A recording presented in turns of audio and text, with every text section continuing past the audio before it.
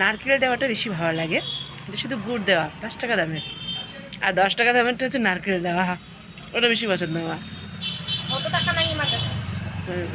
মেয়ে কি বলছে, অত টাকা নাই আমার কাছে, জানছে তাই ভালো। ওই যে খাওয়াচ্ছে এটাই অনেক। কালকে যে খাওয়াইলাম, হুম, কালকে তো খাইছিস, আমি কি বলছি খাওয়াইছি? আমি খাওয়াই দেবো তোকে।